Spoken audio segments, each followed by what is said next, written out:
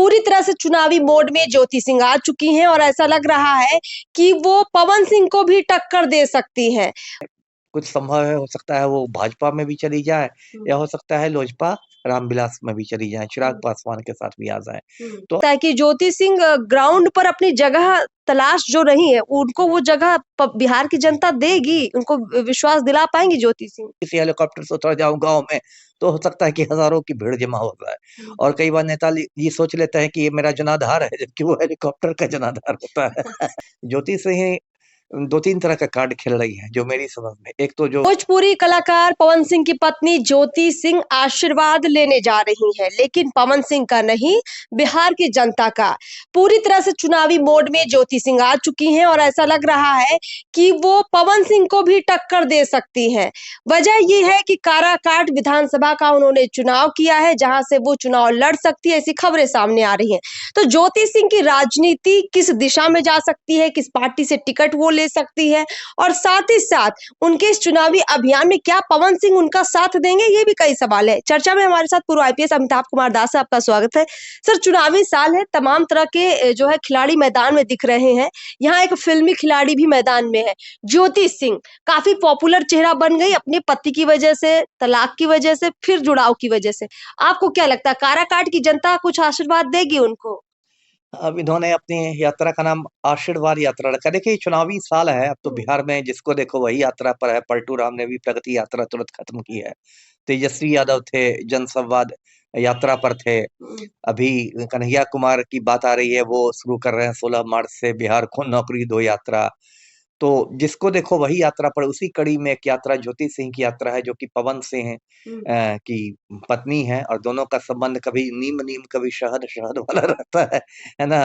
लोग भी कंफ्यूज रहते हैं कि क्या हो रहा है। इतने दिन तक आरा कोर्ट में दोनों के बीच तलाक का मुकदमा चला, फिर उसके बाद अब काराकाट से पवन सिंह चुनाव लड़े तो ज्योति सिंह के साथ सुलह सफाई हो गई। लेकिन फिर ज्योति सिंह कुंभ नहाने गई तो अकेली ही गई, पवन सिंह की तस्वीर के साथ गई, पवन सिंह खुद नहीं गए। तो बहुत सारी बातें हैं और अभी तो ये जो चर्चा आपने कहा ये ठीक है। कुछ सूत्र बताते हैं कि वो काराकाट से जदयू के टिकट पर लड़ सकती हैं, लेकिन मेरी अपनी जो समझ है कि अभी अभी ना सीट के बारे में हम लोग निश्चिंत हो सकते हैं ना पार्टी के बारे में। अच्छा। क्योंकि ये भी लोग कुछ कहते हैं कि वो सबसे ज्यादा विक्रमगंज से लड़े, अच्छा, क्योंकि जो काराकाट लोकसभा से जो चुनाव हुए थे जिससे पवन सिंह को अच्छे खासे वोट मिले थे 2 लाख से ऊपर, तो उसमें विक्रमगंज विधानसभा खंड जो उसका था उस सेगमेंट में पवन सिंह को सबसे आगे थे, सबसे आगे थे। तो इसलिए ये भी एक चर्चा है कि वो विक्रमगंज से भी खड़ी हो सकती हैं और विक्रमगंज भी वही शाहाबाद क्षेत्र में ही है। और पार्टी जो आपने जदयू कही ठीक है, उससे आनंद मोहन से मुलाकात की और लवली आनंद से मुलाकात की और ये है।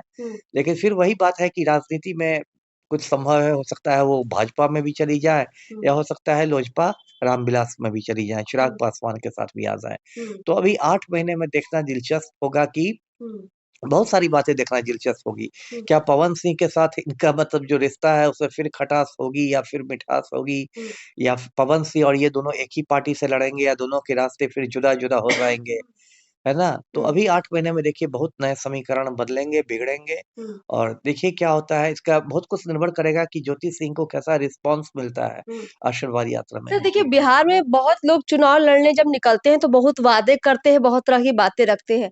अब जब इस तरह के कलाकार के परिवार के लोग आते हैं तो थोड़ा मन में लोगों को एक उत्सुकता तो आती है, लेकिन सवाल वही खड़ा होता है कि ये ग्राउंड पर आएंगे तो कितना काम करेंगे, कितना नहीं करेंगे। ज्योति सिंह काफी बड़ा चुनाव प्रचार कर रही है। एक तो होता है कि ठीक है, महीने में 2 बार निकल गए चले आए, ये हर दूसरे तीसरे दिन चुनाव में निकल रही है, पोस्ट डाल रही है, वीडियो बना रही है, पब्लिक से किस तरह से बात कर रही है।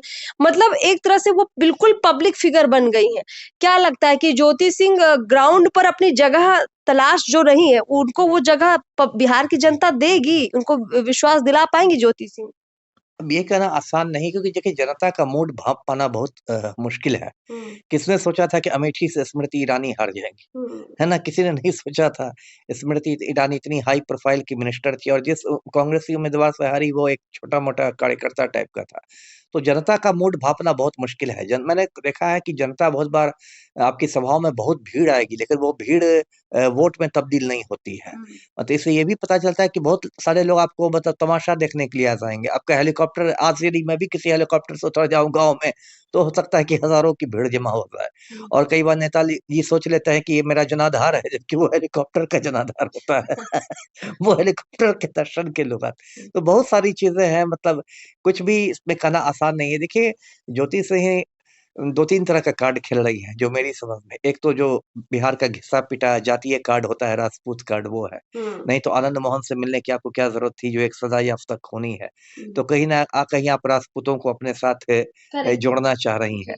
दूसरी बात कि वो एक सहानुभूति वाला कार्ड खेलना चाह रही हैं। जिस तरह से उसने पवन सिंह की तस्वीर के साथ डुबकी लगाई, वो विशुद्ध नौटंकी थी।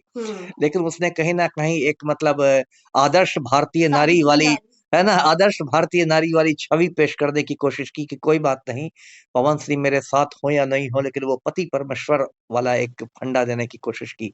तो ये सब आम लोगों को थोड़ा मतलब आप इमोशनल ब्लैकमेल कर सकती हैं, भावनात्मक रूप से दोहन करने का ये सब तरीका होता है।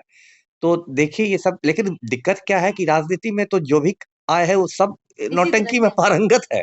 जो लोग आपको चुनौती देंगे वो कौन, वो भी तो नौटंकी मास्टर ही होंगे। वो भी जातीय समीकरण खड़ा करेंगे। तो उसमें टिक पाना बहुत मतलब इतना आसान नहीं है।